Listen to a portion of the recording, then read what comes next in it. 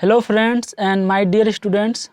आज के इस वीडियो में हम लोग करंट इलेक्ट्रिसिटी के अंदर movement of electrons inside conductor यानी कंडक्टर के अंदर इलेक्ट्रॉन्स का मूवमेंट कैसे होता है, ये सारा चीज़ यानी इलेक्ट्रॉन का मोशन कैसे होता है, इलेक्ट्रॉन मूव कैसे करता है, इसके बारे में आज हम लोग जानने वाले हैं।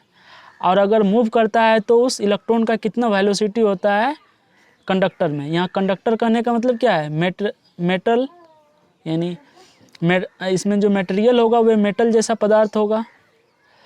और इसमें सबसे पहले यहाँ पे देखिए, इसमें जो रिलेशनशिप है कि जो इलेक्ट्रॉन्स मूव करेगा उसका क्या फॉर्मूला हो जाता है, 3/2 kT is equal to half mv²।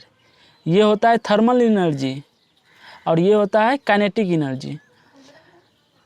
ये जो कंडक्टर रखा रहता है, जो मेटल रखा रहता है, वो हमारे रूम में रखा रहता है, यानी हमारे रूम टेम्परेचर पे उस इलेक्ट्रॉन के पास कुछ ना कुछ थर्मल एनर्जी आ जाता है और उस थर्मल एनर्जी के कारण उसमें कुछ वेलोसिटी आ जाता है। इसी कारण हम लोग क्या करेंगे, इस थर्मल एनर्जी को इस काइनेटिक एनर्जी के बराबर करेंगे उस इलेक्ट्रॉन के, तो वहाँ से हम लोगों को वेलोसिटी निकल जाएगा। तो हम लोग कुछ नोट्स पॉइंट्स पे यहाँ पे ध्यान देते हैं, उसके बाद हम लोग आगे देखेंगे ध्यान से। सबसे पहले क्या लिखा है, all electrons move in random direction due to thermal energy. अगर ये कंडक्टर यहाँ पे मान लेते हैं तो इसका एक छोटा सा टुकड़ा को यहाँ पे बड़ा करके दिखाए हैं, तो इसमें बहुत सारा इलेक्ट्रॉन होगा।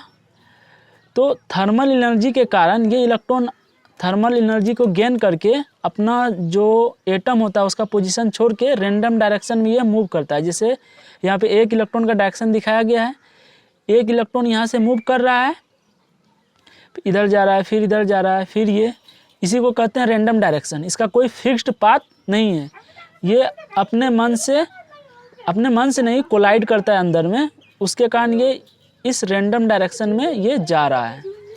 वही पहला पॉइंट यही लिखा हुआ है, क्यों जा रहा है, थर्मल एनर्जी के कारण। और फिर लिखा हुआ है at room temperature speed is around 10⁶ meter per second, और इसी को मीटर पर सेकेंड को किलोमीटर पर सेकेंड में बदलेंगे तो इतना। अगर रूम टेम्परेचर पर बात करें तो जो ये इलेक्ट्रॉन मूव करता है रैंडम डायरेक्शन में, इसका स्पीड कितना होता है, 10⁶ मीटर पर सेकेंड होता है। और लाइट का स्पीड कितना होता है, 3 × 10⁸ मीटर पर सेकेंड। यानी हम कह सकते हैं लाइट ऑफ स्पीड से अगर हम 10 को कंपेयर करें सिर्फ, तो 100 टाइम्स कम है, 100 टाइम्स लो है, यानी ये 1/100 टाइम्स इसका है। तो समझ रहे हैं इसका स्पीड बहुत ज़्यादा है, लाइट का स्पीड का 1/100th पार्ट।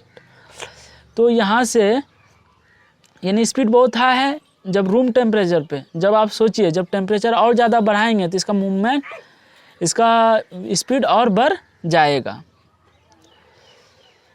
अब देखिए यहाँ पे but the average velocity is 0, लेकिन इसका जो एवरेज वेलोसिटी होता है वह 0 होता है। So current in any direction is 0। ये तो हम स्पीड के बारे में बात करें कि ये यहाँ से यहाँ कितना स्पीड में गया, यहाँ से यहाँ कितना गया, यहाँ से यहाँ कितना गया, यहाँ से यहाँ, यहाँ से यहाँ, यहाँ से यहाँ। तो ये रैंडम डायरेक्शन करते हुए, ये मैंने थोड़ा सा यहाँ पे दिखा दिया, तो इसका यहाँ से इनिशियल से फाइनल कुछ दूरी हो गया, लेकिन ये रैंडम डायरेक्शन करते हुए इधर भी आ सकता है।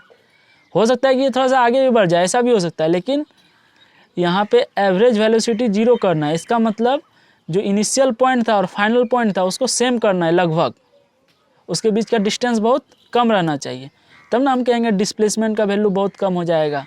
डिस्प्लेसमेंट 0 मतलब उसका एवरेज वेलोसिटी भी 0, चाहे जो टाइम में यहाँ से यहाँ मूव किया हो। तो यहाँ से एक लाइन यहाँ पर भी जाएगा और इसका फाइनल पोजीशन यहाँ मानेंगे, या यहाँ से यहाँ पर चले गया मान लेते हैं, तो ये फाइनल और इनिशियल पोजीशन सेम हो जाएगा। आपको लग रहा है कि ऐसे ऐसे मूव करके यहाँ चले जाएगा, लेकिन ऐसा बात नहीं है। ये रैंडम डायरेक्शन में मूव करेगा तो इसका एवरेज वेलोसिटी क्या हो जाएगा, 0 हो जाएगा। यहाँ पे एवरेज वेलोसिटी सिर्फ एक को लेकर भी नहीं किया जा सकता है, यहाँ पे ग्रुप लिया जाता है इलेक्ट्रॉन का। मतलब हम तो एक इलेक्ट्रॉन का लेके यहाँ पे एवरेज वेलोसिटी निकाल रहे हैं। आप यहाँ एवरेज वेलोसिटी एक इलेक्ट्रॉन का निकाल सकते हैं, उसके अलावे बहुत सारे इलेक्ट्रॉन का भी एवरेज वेलोसिटी का उसका जो एवरेज वेलोसिटी आएगा उसका एवरेज वेलोसिटी निकाल के देखा जाता है तो वहाँ पे एवरेज वेलोसिटी 0। लेकिन एक इलेक्ट्रॉन का ऐसा तो नहीं हो सकता ना कि यहाँ से स्टार्ट हुआ, यहाँ से गया, यहाँ से रैंडम डायरेक्शन में, फिर यहाँ से मूव करेगा, तब ना इसका एवरेज वेलोसिटी 0 होगा, क्योंकि डिस्प्लेसमेंट 0 होगा।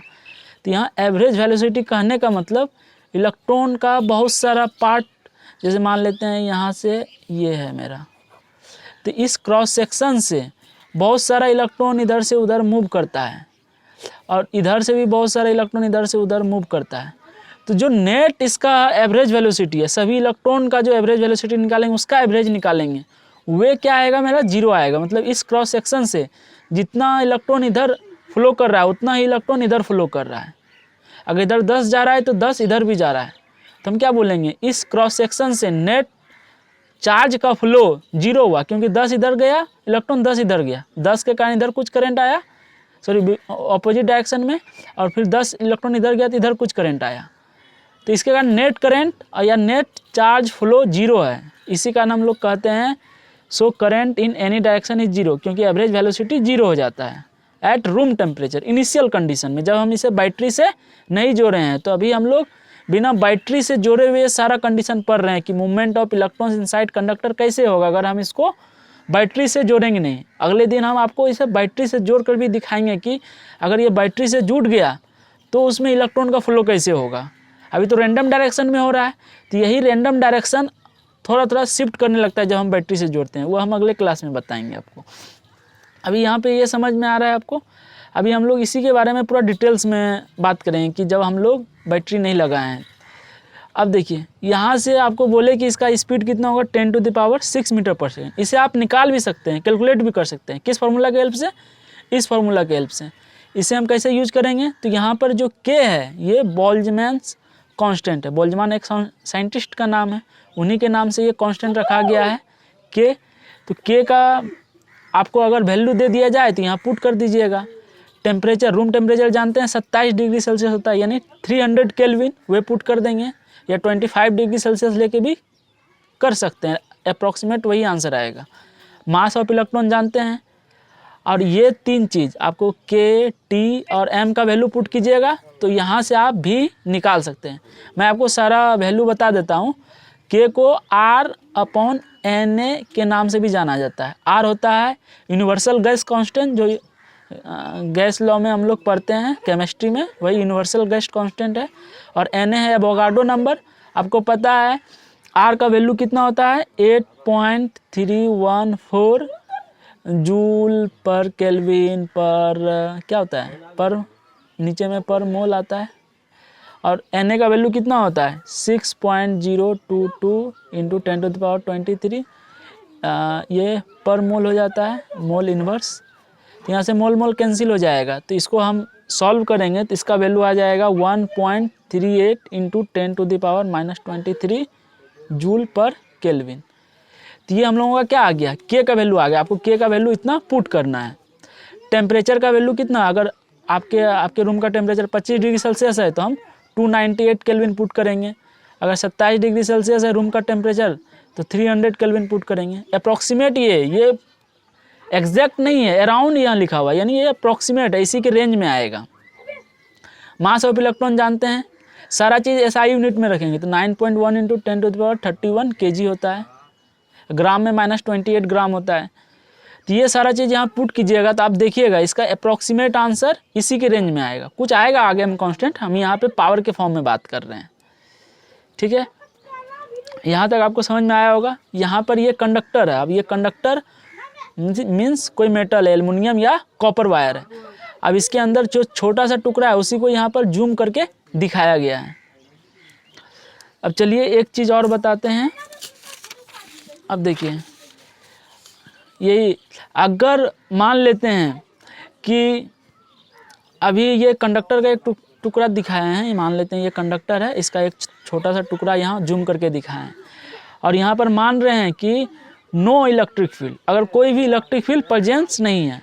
अब आप बात कर रहे हैं, अब आप सोच रहे होंगे कि इलेक्ट्रिक फील्ड का बात क्यों कर रहे हैं। देखिए इलेक्ट्रिक फील्ड एक ऐसा चीज़ है, electric field, E field means E for electric field जो होता है वह चार्ज क्रिएट करता है। मतलब इलेक्ट्रिक फील्ड को कौन क्रिएट करता है? चार्ज द्वारा इलेक्ट्रिक फील्ड क्रिएट होता है। यानी अगर इलेक्ट्रिक फील्ड कहीं से आ रहा है तो चार्ज पर कुछ ना कुछ फोर्स लगाएगा।